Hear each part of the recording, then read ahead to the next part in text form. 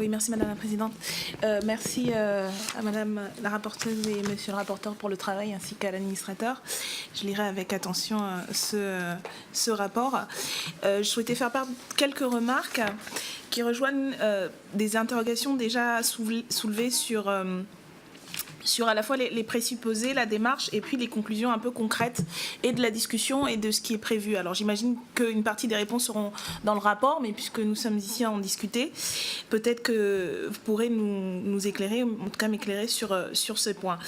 Le premier questionnement porte sur un peu ce qui était dit par notre collègue Bourlange, c'est-à-dire ce n'est pas la même chose de dire qu'on veut créer un débat effectivement démocratique et partir des citoyens sur la question de l'Europe. J'ai entendu une question clé qui pourrait être posée, que moi je trouve intéressante, c'est quelle Europe voulez-vous c'est autre chose, et ça je l'ai aussi entendu, je trouve ça contradictoire, enfin pas contradictoire, mais c'est un autre projet, que de dire ce qu'il faut, c'est défendre l'Europe, défendre une forme d'adhésion au projet européen, parce que ce que ça, en tout cas moi c'est ce que j'ai entendu dans certaines expressions, alors peut-être que vous allez me clarifier, parce que ça fait rentrer ce qui fait le débat européen, et là je vais peut-être à contre-courant de ce qui a été dit, il y a un débat européen, ce n'est pas simplement les soi-disant extrêmes qui s'en emparent, il y a depuis des années des débats sur l'Europe, pas simplement au niveau des élections, même si c'est un moment privilégié pour ça, et il y a par ailleurs des campagnes, enfin moi voilà, je me rappelle à l'université sur Erasmus, enfin il y a de la communication sur l'Europe pour expliquer qu'est-ce qui se fait de bien au niveau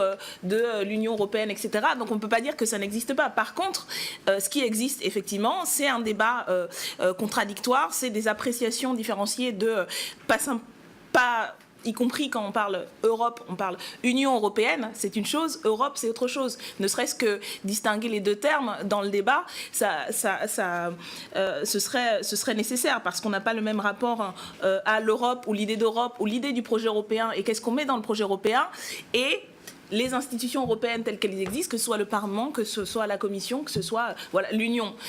Donc déjà une nécessité à mon sens de clarification sur ça.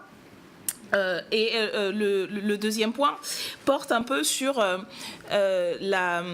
les conclusions concrètes, parce que du débat c'est une chose, mais que faisons-nous de cette parole citoyenne une fois qu'elle est collectée, c'est-à-dire on va publier peut-être sur ces réponses-là, mais un des problèmes, je pense, du débat démocratique ou de la question de l'Europe ou de l'Union européenne aujourd'hui, c'est le sentiment de dépossession, c'est-à-dire qu'on dit plein de choses, mais comment ça se traduit concrètement? Est-ce que, par exemple, ça se traduit par des propositions de plus de pouvoir d'intervention directe des citoyens et des citoyennes européennes? Donc la conclusion, ça peut pas être juste, en tout cas à mon sens, un débat et puis on rencontre des débats, parce que les débats ils existent depuis des années, et d'ailleurs un certain nombre de constats sont déjà faits, et je pense qu'on n'aura pas trop de surprises là-dessus, même si il peut émerger des choses intéressantes. Donc voilà, il faut qu'il y ait plus que simplement on va débattre, parce que je crains que ça ne favorise plus de frustration qu'autre chose si on se dit juste on nous a demandé notre avis, mais il ne se passe rien de plus. Et le troisième point, un peu sur l'autre débat qui arrive juste après par rapport au timing qui était proposé, de dire ça pourrait être initié du 9 mai 2018 en octobre 2018. Il y a quelques mois plus tard les élections européennes. Donc un autre débat au niveau européen. Et donc, pour moi, la question est de savoir comment est-ce que ces deux séquences-là s'articulent, se complètent ou se contredisent, parce que c'est pas le même positionnement. Et dernièrement, une question, si on a des retours déjà des partenaires européens sur quand est-ce que ça pourrait être concrétisé, c'est-à-dire la proposition va être soumise dans quel cadre, et quand est-ce que c'est acté ou pas, voilà, un peu sur le planning concret au-delà des propositions du processus.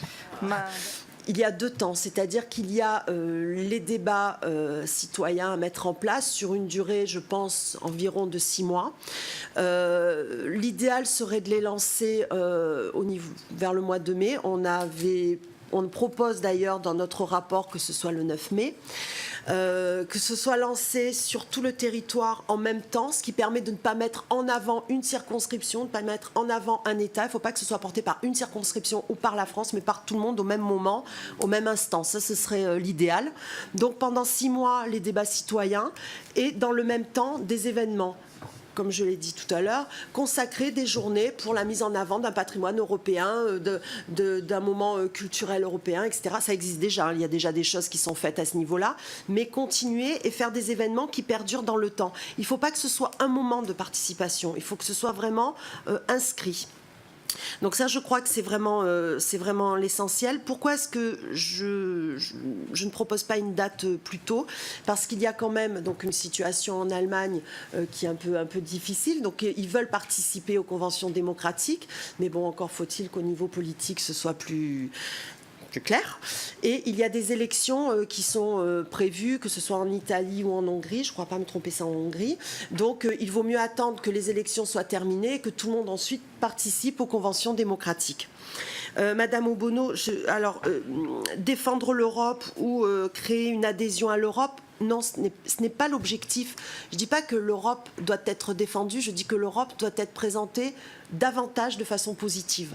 C'est vraiment donner une belle image de l'Europe et qu'elle a. Il faut juste communiquer dessus et essayer de mettre en avant des valeurs, les anciennes valeurs, mais également de nouvelles valeurs qui soient plus parlantes pour les citoyens. Bien sûr qu'il y a aussi les élections européennes qui approchent, donc évidemment qu'il y a une volonté que les citoyens votent davantage et se déplacent aux urnes, mais ce n'est pas l'objectif premier, encore une fois. L'objectif premier, c'est vraiment cette démarche interétatique, transpartisane, et dire aux citoyens, voilà, le moment, c'est maintenant.